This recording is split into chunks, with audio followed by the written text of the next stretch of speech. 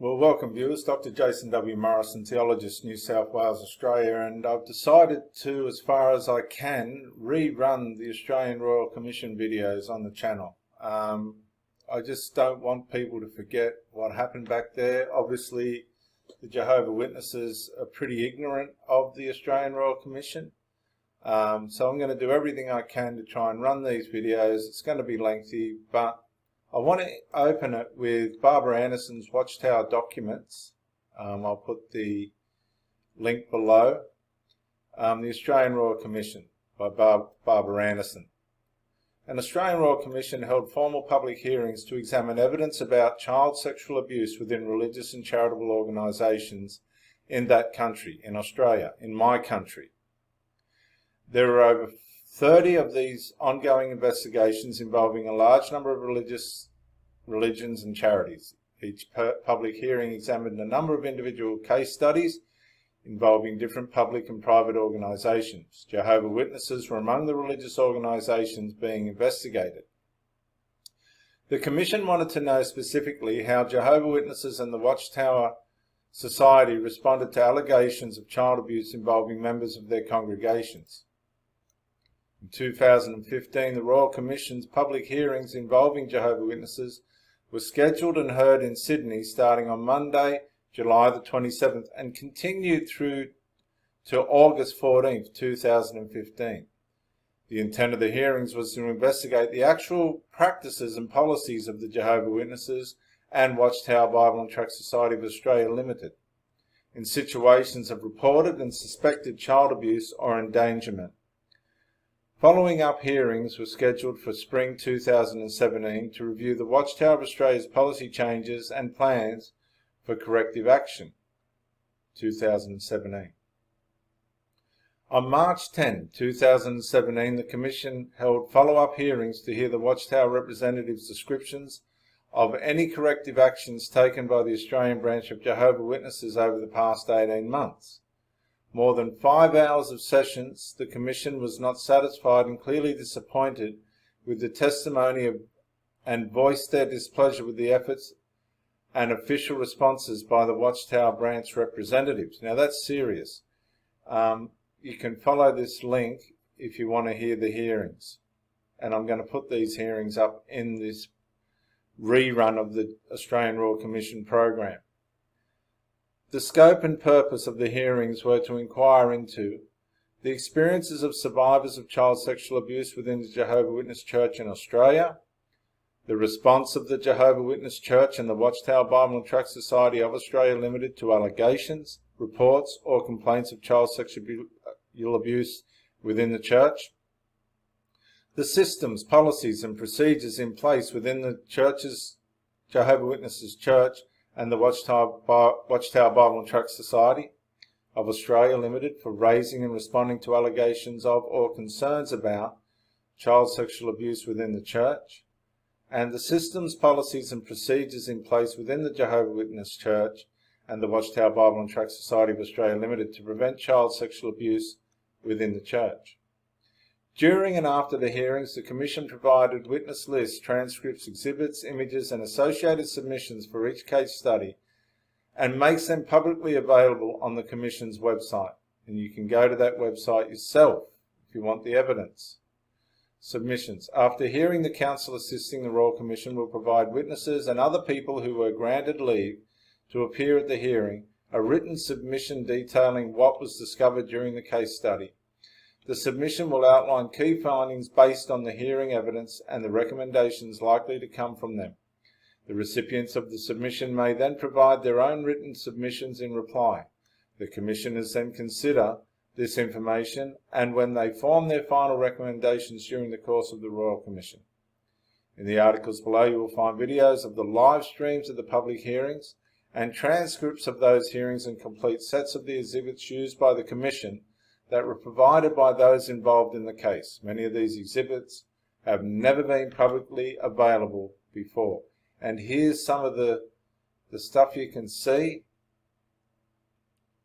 But I'm going to go now to live footage from the Australian Royal Commission on the Jehovah Witnesses, Watchtower Bible and Tract Society, Church organisation. I hope you enjoy this series. Mr. Speaker, today as a nation, we confront our failure to listen, to believe and to provide justice. And again today we say sorry. To the children we failed, sorry. To the parents whose trust was betrayed and who have struggled to pick up the pieces, sorry. To the whistleblowers who we did not listen to, sorry. To the spouses, partners, wives, husbands, children who have dealt with the consequences of the abuse, cover-ups and obstruction, sorry. To generations past and present, sorry. We honour every survivor in this country. We love you, we hear you and we honour you. No matter if you are here at this meeting place or elsewhere, this apology is to you and for you. Your presence and participation makes tangible our work today, and it gives strength to others who are yet to share what has happened in their world. And later, when the speeches are over and we stand in silence and we remember the victims who are not with us anymore, many too sadly by their own hand. As a nation, we failed them, we forsook them, and that will always be our shame. This apology is for them and their families too. Not just as a father, but as a Prime Minister, I am angry too at the calculating destruction of lives and the abuse of trust, including those who have abused the shield of faith and religion to hide their crimes, a shield that is supposed to protect the innocent, not the guilty, and they stand condemned. I simply say, I believe you, we believe you, your country believes you. And replicated legislation in force in New South Wales, Victoria, Tasmania and the Northern Territory. It is anticipated that documents will be tendered before the Royal Commission which will show that the Australia Branch Office have considered that confessional privilege would apply in circumstances where the perpetrator confessed to a child sexual abuse. The Royal Commission will hear evidence of the circumstances in which confessions relating to child sexual abuse are made to elders within a congregation, and documents recording the circumstances of such confessions then provided to the branch office. Mr. O'Brien will say that the Jehovah's Witness Church complies fully with legislative requirements to ensure all relevant persons have the necessary clearances for working with children. Mr. Toole will give evidence that there are approximately 7,000 elders and ministerial servants currently serving in Jehovah's Witnesses congregations in Australia who have obtained child-related police checks. The Jehovah's Witness Church offers theocratic guidance on the sharing of information between relevant bodies of elders through letters of introduction when a member moves from one congregation to another. When a known child molester moves to another congregation, elders are instructed to send a letter of introduction with full and complete information about the person's background and current situation to the elders of the new congregation. Where an accused does not classify as a known child molester because there was an allegation of child abuse, but this was not scripturally proven, the branch office determines what information regarding the accusation may be shared with the new congregation. Where a disfellowshipped person moves to a new congregation before applying for reinstatement, the new elders are directed to seek relevant information from the old congregation to determine genuine repentance for the purposes of any reinstatement application. The Royal Commission will hear evidence that elders and ministerial servants hold positions of trust within the congregations. The Jehovah's Witness Church offers theocratic guidance on the qualification of a known child molester for such positions of responsibility. Mr. Spinks will give evidence that an elder or ministerial servant is immediately removed if he is found to have engaged in child sexual abuse. Documents will be tendered at the hearing which show that elders are instructed to allow considerable time to pass before extending privileges of service to a former child abuser. Since 1950, 28 alleged perpetrators of child sexual abuse were appointed to positions of authority after having been the subject of allegations of child sexual abuse. Further, of 127 alleged perpetrators of child sexual abuse deleted as elders or ministerial servants as a result of allegations of child sexual abuse, 16 were later reappointed. In September 2014, the Jehovah's Witness Church revised its screening process for appointments to elder or ministerial positions. The current procedure requires the nominee to pass the service department's check for anything that may disqualify the individual from appointment and to answer certain questions regarding whether he has ever been involved with child sexual molestation. Mr. Toole will give evidence regarding the document retention policies of the Jehovah's Witness Church in relation to records of child sexual abuse. The current policy provides that records concerning an individual accused of child molestation are to be indefinitely retained in the Congregational Confidential File. The Royal Commission will hear evidence that this has been a long-standing practice of the Jehovah's Witness Church. The Royal Commission has been contacted by 57 persons about child sexual abuse in the Jehovah's Witness Church.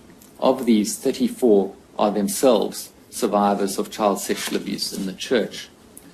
The Royal Commission will hear evidence from 2 women, each of whom was sexually abused as a child in the Jehovah's Witness Church. Their cases are considered to be the most appropriate for the purposes of this case study. They are expected to testify about their experiences of growing up as a Jehovah's Witness, being sexually abused by Jehovah's Witnesses who were in positions of authority, being discouraged from associating with non-Jehovah's Witnesses, the distress they experienced throughout the Judicial Committee hearing process, which involved being interviewed by a panel of males without any support, the blame that each accused sought to place on them as survivors, the absence of an explained purpose to the meetings and interviews to which they were subjected, and being discouraged from approaching authorities. The Royal Commission will hear from both survivors that the impact of the child sexual abuse and the response of the Jehovah's Witness Church is ongoing.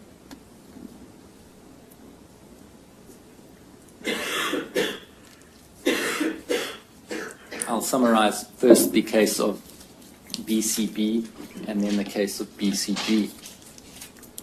A person given the pseudonym BCB began associating with Jehovah's Witnesses Church when she was 10 years old and was formally baptized as a Jehovah's Witness at age 18.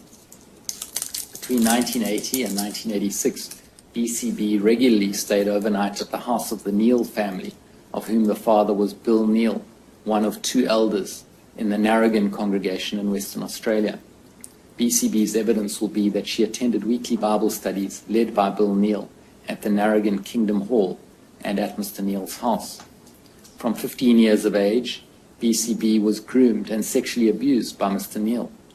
BCB's evidence will be that Bill Neal remained a respected elder within the congregation whilst he continued to abuse BCB.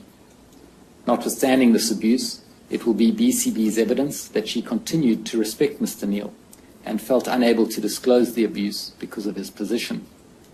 It will be BCB's evidence that in about 1991 she disclosed Mr. Neal's abuse to a Jehovah's Witness acquaintance. Thereafter, the other elder in the congregation, Max Hawley, approached BCB about Mr. Neal's conduct. Mr. Hawley then arranged a meeting with Bill Neal, BCB, and BCB's husband. The Royal Commission will hear that during this meeting, BCB endured Bill Neal making inappropriate jokes about his conduct that was the subject of the meeting. It will be BCB's evidence that having to discuss her abuse in front of a room full of men, including the perpetrator, was very distressing. The Royal Commission will hear that BCB felt unable to report the full extent of Bill Neal's abuse at the meeting. Max Hawley organized the second meeting, which was attended by BCB, BCB's husband, Bill Neal, and Doug Jackson, who was the circuit overseer for the Narrogin congregation. During this meeting, Bill Neal lacked remorse and sought to blame BCB for wearing revealing clothing. It will be BCB's evidence that at both meetings she felt unsafe and uncomfortable disclosing the full extent of Bill Neal's abuse. Further, BCB's evidence will be that neither the purpose nor the outcome of the meetings was ever explained to her by the elders. The Royal Commission will hear evidence that following the committee meeting, Max Hawley discouraged BCB from further disclosures of abuse, quote, out of respect for the Neal family. BCB's evidence will be that she was left feeling unsupported by the congregation and was instead encouraged to respect her abuser. The Royal Commission will hear that Bill Neal stepped down as an elder, but that the grounds were not announced to the congregation. Notwithstanding abuse by Bill Neal, the Royal Commission will hear that BCB was still expected to attend Bible studies held at the Neal's house and continued to see Bill Neal several times a week at congregational meetings. The Royal Commission will hear that Bill Neal may have later been reappointed as an elder. BCB will give evidence that in about July 2014, after she had indicated that she was considering reporting her abuse to the Royal Commission, Joe Bellow, an elder in her congregation at the time, asked if BCB, quote, really wants to drag Jehovah's name through the mud. The Commission will hear evidence that BCB felt brainwashed into believing that speaking with worldly people would bring reproach upon Jehovah's name. BCB's evidence will be that by reporting her story, she is riddled with guilt for betraying the Jehovah's Witness Church. The Royal Commission will hear from 3 elders regarding their role in handling BCB's allegation of abuse against Bill Neal. Max Hawley served as an elder in the Narragain congregation from 1988. He will give evidence regarding his involvement in handling BCB's allegations of child sexual abuse by Bill Neal made in about 1991. Mr. Hawley's evidence will be that in circumstances where Bill Neal denied any intentional conduct, the rule requiring 2 or more witnesses meant that BCB's allegations could not be proven according to the scriptures. Ultimately, Bill Neal's removal as an elder was recommended by Mr. Hawley and Mr. Jackson because BCB's allegations had cast a cloud over Bill Neal's qualifications. Following Bill Neal's removal, he continued to attend meetings and was not placed on any specific restrictions. Documents will be tendered which show that the elders considered the spirituality and the seductiveness of the complainant in determining the complaint. Doug Jackson served as a circuit overseer in Western Australia between 1990 and 1998. The Royal Commission will hear evidence regarding Mr. Jackson's involvement in the Judicial Committee hearing into the allegations against Bill Neal during his visit to the Narragain congregation in early 1992. Mr. Jackson will give evidence regarding his recommendation that Bill Neal no longer met the scriptural qualifications for serving as an elder. Notwithstanding Bill Neal's admission to improper conduct, a document will be tendered which shows that in the same letter that recommends his removal as an elder, Mr. Jackson recommends that Bill Neal be reappointed, quote, once this has died down and it appears that Brother Neal again has the freedom of speech. Joe Bellow has served as an elder since 1991. The Royal Commission will hear evidence regarding Mr. Bellow's involvement in providing shepherding care and assistance to BCB during visits to her family in 2012, following BCB's disclosure of Bill Neal's abuse. Mr. Bellow will give evidence that he did not intend to discourage BCB from approaching the Royal Commission. A person given the pseudonym BCG was baptized as a Jehovah's Witness when she was about 16 years old. The Royal Commission will hear evidence of BCG's experience growing up in a strict Jehovah's Witness family. BCG will give evidence that her father, BCH, was a highly regarded Jehovah's Witness who was appointed as a ministerial servant in the Mariba congregation in far north Queensland in about 1984. BCG's evidence will be that her father was influential within the congregation because he was well respected amongst members. As head of the household, BCH dictated and enforced compliance with household rules. BCG was not permitted to associate with anybody outside the Jehovah's Witness community, and was taught from a young age that worldly people could not be trusted. BCG was not permitted by her parents to attend school after year 10 because choosing higher education over Jehovah was frowned upon by the Jehovah's Witness Church. When she was 17, BCG was sexually abused by her father on a number of occasions over a 2-week period whilst her mother and siblings were away. BCG tried to report her father's abuse to 2 elders within the Mariba congregation, both of whom were friends of her father. BCG will give evidence that both elders refused to speak with BCG without her father being present. It was not until BCG found the courage to tell a male friend who approached BCG's father and the elders that the matter was investigated by the elders. BCG was interviewed by 3 elders, all friends of her father, on a number of occasions. On each occasion, BCG was alone without any support, and on one occasion, her father was also present.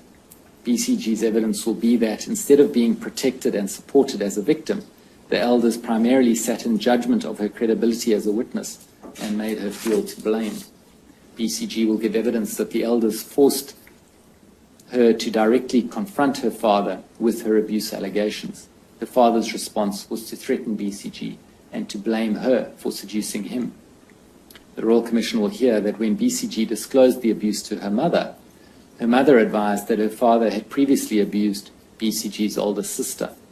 At around the same time, BCG's 2 younger sisters confirmed that they were also victims of their father's abuse. The Royal Commission will hear that although the elders were advised of the additional victims, they did not take them into consideration in their investigation. BCG's father was ultimately disfellowshipped, not for his sexual abuse of BCG, but for unrelated, as it's put, loose conduct and lying.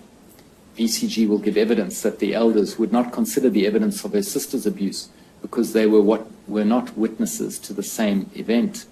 BCG was devastated that her father's sexual abuse did not appear to qualify as wrongdoing in the eyes of the Jehovah's Witness Church. BCG's father immediately appealed his disfellowshipping. BCG was brought before an appeal committee alone to be interviewed again about the abuse. It was at this time that her father admitted the abuse and his disfellowshipping was upheld with grounds of porneia added. The Royal Commission will hear that BCG's father was reinstated after only a few years. BCG will testify that she was concerned for the safety of the congregation, but was discouraged from reporting to the police and was herself threatened with disfellowshipping. In December 1995, BCG wrote to Watchtower Australia regarding her father's premature reinstatement. Watchtower Australia responded in February 1996 by counselling faith in Jehovah and advising that it would make inquiries into the matters raised. The Royal Commission will hear that when BCG eventually left the Jehovah's Witness Church, she was completely ostracized by members of her local congregation. BCG then reported her father's abuse to the police. BCG's father, BCH, was ultimately convicted in 2004 for unlawful and indecent assault and attempted rape of BCG and sentenced to 3 years imprisonment. BCG's evidence will be that her experience of 3 criminal trials was easy compared to her experience of sitting through the Judicial and Appeal Committee meetings. The Royal Commission will hear evidence from the 3 elders of the Mariba congregation, that's Dino Ali, Ronald DeRoy, and Kevin Bowditch, regarding their role in handling BCG's allegations of abuse by her father that she reported in about May 1989. Dino Ali and Ronald DeRoy will give evidence that in circumstances where BCH denied the allegations, the Judicial Committee was bound by the rule requiring 2 or more witnesses and did not have sufficient proof of the child's sexual abuse to take judicial action. It was for this reason the Royal Commission will hear that BCH was ultimately disfellowshipped, not for child sexual abuse, but for loose conduct and for lying to the elders about his conduct. Ronald DeRoy and Kevin Bowditch will give evidence that it was not until BCH confessed to the sexual abuse of BCG during the Appeal Committee hearing in 1989 that the grounds for BCH's disfellowshipping were extended to include his sexual abuse of BCG. In 1990, BCH applied to the Beanley East congregation for reinstatement. The Royal Commission will hear that Rodney Spinks and Monty Baker both elders in the Beanley East congregation at that time, regarding their involvement on the Judicial Committee appointed to consider BCH's reinstatement application. Rodney Spinks will give evidence of BCH's that BCH's reinstatement application was rejected because he did not display genuine repentance. Mr. Baker will give evidence regarding the process of liaising with the Mariba congregation, which was responsible for the decision to disfellowship BCH to obtain relevant information to assess BCH's reinstatement application. Alan Penchef was an elder of the Logan Home congregation. He chaired the Judicial Committee that disfellowshipped BCH again in 2003 for lying. Mr. Penchef will give evidence that he was not aware of any reason to restrict BCH's contact with children at the time BCH joined the Logan Home congregation, and that he only became aware of BCH's abuse allegations when criminal proceedings were brought against him between about 2001 and 2004. The Mariba congregation recommended certain restrictions be placed on BCH due to the gravity of the wrongs committed, but did not recommend any restrictions regarding BCH's exposure to children. Mr. Toole will give evidence that in January 2003, he provided a memorandum to the service desk which observed that the primary issue before the Logan Home Judicial Committee in 2003 was BCH's lying as opposed to his sexual abuse of BCG. In about 2001, criminal proceedings commenced against BCH for child sexual abuse, and in 2004, he was convicted and sentenced to 3 years imprisonment. The Royal Commission will hear evidence from Jason Davies, a former Queensland DPP solicitor, regarding his involvement in the prosecution of the criminal proceedings against BCH. Mr. Davies will give evidence of his observations of the influence of the Jehovah's Witness faith on the behavior of those involved in the criminal proceedings. Mr. Davies' evidence will be that matters of faith sometimes take precedence over secular moral obligations and norms, and that the religious persuasion of those involved in the criminal proceedings was integral to understanding the behavior of the accused, the victim, and the witnesses, at least in their reluctance to go to the police. The Royal Commission will hear that the delay between the child sexual abuse and the time at which allegations came to police attention is in part attributable to the Church's practice of dealing with offending internally in accordance with its theocratic rules without referring matters to secular authorities. The Royal Commission will hear of the repeated applications for reinstatement made by BCH following his release from prison, and of the factors taken into consideration by the Jehovah's Witness Church in considering these applications. The Royal Commission will hear evidence of the involvement of the Church's service desk in guiding the consideration of BCH's pleas for reinstatement. Mr. O'Brien will give evidence that to date he is unaware of any claims for redress having been made in relation to child sexual abuse concerning the Jehovah's Witnesses in Australia. Watchtower Australia does not hold any insurance policy which provides cover for any claims relating to child sexual abuse. Documents will be tendered which show that in 2008, Watchtower Australia considered the formation of a separate legal entity, apparently for the purposes of minimizing liability in the case of litigation. It is expected that the case study will provide the Royal Commission with insights into systemic issues within its terms of reference in the area of institutional responses to concerns and allegations about incidents of child sexual abuse. In particular, the systemic issues that are expected to be considered arising from this case study are the following. 1, the influence of theocratic beliefs on the way in which religious institutions handle complaints and manage the risk of child sexual abuse and their interaction with government authorities.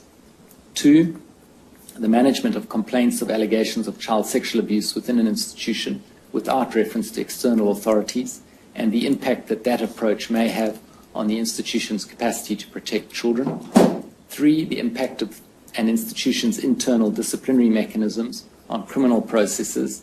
4, the impact of the record-keeping practices of institutions on the ability of those institutions to manage the risk of child sexual abuse and to respond to victims of abuse.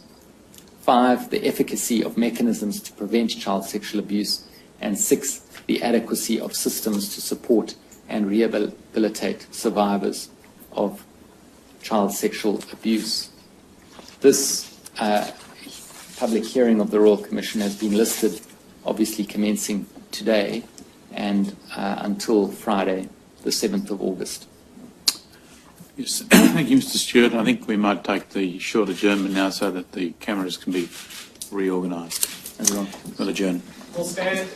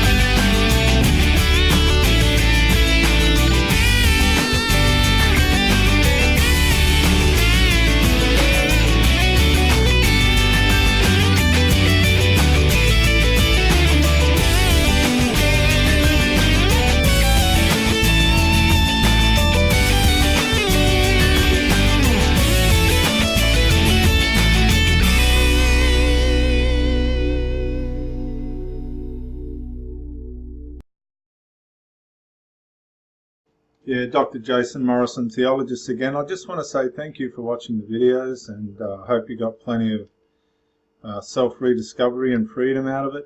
If you watched it on YouTube, please share or like, maybe even comment. If you watched it on Facebook, like, comment, share. But most of all, get out and live. This isn't a rehearsal. You've got a one-off life. Don't let your loyalty and your faithfulness blind you to the life that you should be experiencing. Till the next video, thank you for watching, and bye for now.